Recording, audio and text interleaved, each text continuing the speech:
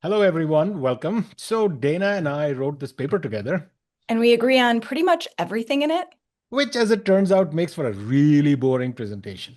It's terrible, just two academics nodding and telling each other, exactly, yes, for 15 minutes. So, we decided to fix that. So here's what we're going to do. We're going to flip a coin, And one of us has to play the AI enthusiast. You know the type? AI is the future. Integrate or die. and the other one was going to play the ecological skeptic, the more measured one who says, hold on a second, let's think about this differently. Oh, hey, are you ready? Flip it. All right, I got the coin. Here we go. Looks like I am the AI enthusiast. Okay, that's perfect. But we actually need an LOL emoji for my face right now because this will be good. Oh, I'm going to commit to this. AI is the future, Dana. Schools need to get on board or get left behind. I genuinely believe, well, for the next 15 minutes, I believe that generative AI is the most important thing to happen to education since the printing press. Okay, well, I guess that makes me the ecological skeptic, and actually, I'm pretty comfortable here. Of course you are. Well, that's just because my argument is simple. It doesn't matter whether you use AI in your classroom. The real transformation is happening outside your classroom walls, and it's happening whether you like it or not. So that's your opening. It doesn't matter. That is my opening, Punya. Now, let me show you why. All right, let me set the stage. All right. AI is everywhere. 300 million jobs affected globally, trillions of dollars in economic value. The vast majority of teachers already agree this is transformative. This isn't some niche experiment. This is a fundamental shift in how our world works. And if you're not integrating AI into your classroom, you're already behind. Okay, are you done? Oh, I'm just getting started. Well, good, because everything you just said, we've heard it before, almost word for word. So, for instance, picture it. Thomas Edison, 1913. He predicted that film would revolutionize schools within a decade. Spoiler alert, it didn't. And then radio was going to do it. And then television was going to do it. Then computers, then the internet, then social media. And every single time, it's the same thing. There's excitement, there's rapid implementation, and then boom, disappointment when the technology just doesn't meet the actual needs of learners and educators. But this time is really is different. Well, look, that's literally what they said every time, Punya, every single time. But here's the thing, I'm really not just saying AI won't work either. I think my argument is a bit different and hopefully a bit more nuanced. So, I'm going to draw on media theorist Neil Postman, who argued that technological change is ecological. It's not additive, and that's important. You don't just, add a new technology to a society and then get the same society plus that technology. What you get is a fundamentally different society. So you can think about it kind of as concentric rings, like we have here. Technology transforms the outer rings. It transforms society and culture, how knowledge is produced. And that transforms the students who walk into your classroom. So the classroom sits at the center, but the change actually flows inward. Okay, fine, but that's exactly why we need to integrate AI, into. No, you're missing the point. So almost no educational technology, other than maybe the printed book, has ever really achieved lasting, direct pedagogical transformation. So direct is the key word there. It's not achieved lasting, direct pedagogical transformation. But the indirect effects, those are profound. So let me give you two examples. One is television. It found almost zero lasting direct classroom use. But if you think about the real impact of television, it completely restructured commerce, attention, and political discourse. It really changed the students who show up to class because it changed their cognitive patterns, it changed cultural references, civic expectations. All of these and more were really fundamentally altered. With social media, another example, you see the same pattern. Whether or not teachers actually use these technologies in instruction, it doesn't really matter in the sense that those technologies have already transformed the psychological, the social, and the cultural context in which young people, the students coming into their classrooms, think, learn, and grow. So neither technology really changed pedagogy, but both, they changed everything else. And generative AI, It's doing it right now, and it's doing it faster and more profoundly than either one. Okay, I hear the historical pattern, but Gen AI really is categorically different. Look at what it can do. It's Protean, a medium that simulates text, images, sound, and maybe even video, all through natural language. It's opaque. Even its creators don't fully understand how it works. It produces unstable outputs that confidently state things that are completely wrong. It's generative. It doesn't retrieve information, it creates it from statistical patterns. And most importantly, it functions as a social actor. It engages in real time dialogue that feels at sometimes really, really human. And here's the thing, I actually agree with you on all five of those. What? Really? Yeah, really.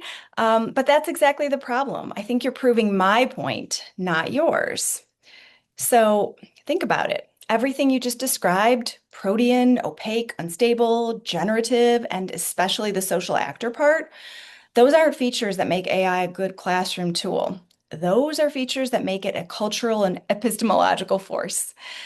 See, when you think about it, humans, we are evolutionarily wired to detect agency.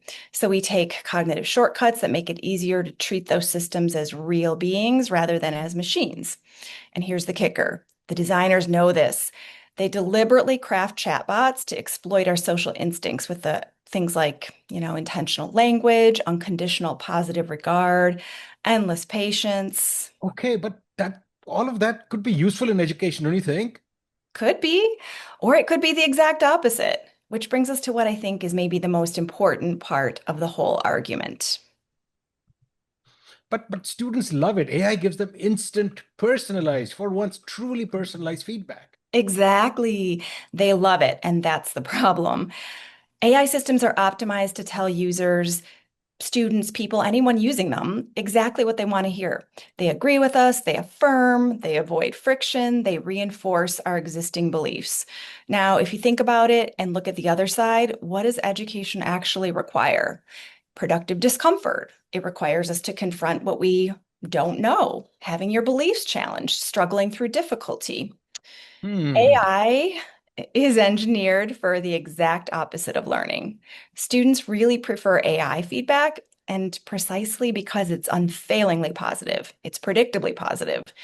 And if you look at it today, some of the changes that we see in the world and how people are using AI, things like therapy and companionship are now the two top personal uses of generative AI. Okay, okay, all right. I'll give you some of it, but surely this is just an early design problem, and there are No, smart people working no, on it. no, sycophancy isn't a temporary bug. It's really a predictable outcome of the system. It's a predictable outcome of the incentive structures that reward things like user satisfaction and engagement, not learning. So it's not built for education, it's built for markets.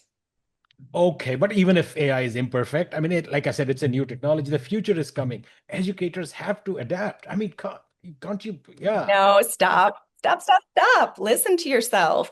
The future is coming. Adapt or die. You know where that script comes from? It's not coming from educators or teachers, not from research or scholars. It's coming from OpenAI, Google, and Meta. It's coming from companies who have incentives that really have zero alignment with educational Oh, priorities. come on. That's a bit harsh. Is it? Is it though? I mean, the rhetoric of inevitability, it forecloses debate. It positions resistance as futile, and it kind of reframes critical thinking as backwardness. And the real danger with that, I think we see today, is in underfunded context where AI is going to get framed or is already getting framed as a low-cost substitute for actual qualified teachers, for any actual qualified humans. And that really erases the relational, the contextual, the emotional work that makes teaching what it is. I really don't have a great comeback for that. Well, Hmm. I think that's because technological change is not weather, Punya. The shape AI takes in education, that is contested terrain. And when educators accept your inevitability script, they surrender their agency and they do it at the moment that matters most. Okay, well, I think it's about I've carried this far enough. I think I'm going to step out of character for a second here because this is where we actually agree completely, right? Finally. Oh, well, if the ecological view is right, and I think it is, then teacher preparation needs a fundamental reorientation, not towards technical training, towards critical understanding. Yes. And three things specifically. First, I think we'd say treat AI as an object of inquiry, not as an instructional aid. Try to help teachers analyze how these systems are shaping authorship, expertise, authority, feedback. Following that with the second, which is prepare teachers to read the broader landscape, how AI reshapes labor markets, knowledge production, political discourse, social relationships, not just what it does in the classroom. And third, and here's the big one, try to resist false choices that adopt or fall behind framing. Keep in mind that that is a corporate narrative. Teachers really need the critical literacy to recognize when they're being sold a bill of goods or when they're being sold solutions to manufactured problems that have been cooked up in the lab by OpenAI, Google, or any of these big tech companies. So here's what I've realized, and this is the enthusiast talking, by the way. The schools that matter in an AI saturated world won't be the ones with the most sophisticated integration strategies. I think they'll be the ones that understand what they're protecting. Human connection, for one, the relational work that algorithms can't touch, ethical judgment, cultural understanding. And what Schulman and Wilson call practical wisdom, or the discernment to see beyond that immediate utility and really think about those deeper questions of purpose and impact. And you know something? These are slow, inefficient, fundamentally human processes where understanding and growth actually happen. And no AI, no matter how sophisticated, can ever replicate that. And it's not because the technology isn't advanced enough, it's because that's not what it was designed to do. All right, I'll admit it. That was more fun than agreeing for 20 minutes. And maybe a little more useful too, hopefully, because this is actually what we're arguing for. We're arguing for productive friction, for discomfort in service of understanding. That's real learning. And these are the very things that AI is designed to eliminate. So, I think the question for teacher education isn't how to prepare educators to use AI, it is how to prepare them to remain irreplaceable in a world that will constantly suggest otherwise. And I think we need to emphasize that teachers aren't behind the curve. This is exactly what the moment demands. It demands human judgment, ethical reasoning, and the capacity to create that productive discomfort in service of real learning. Even if one of them just spent 15 minutes pretending to be an AI enthusiast. Especially then. Thank you, everyone. Thank you. Thank Thank you. you.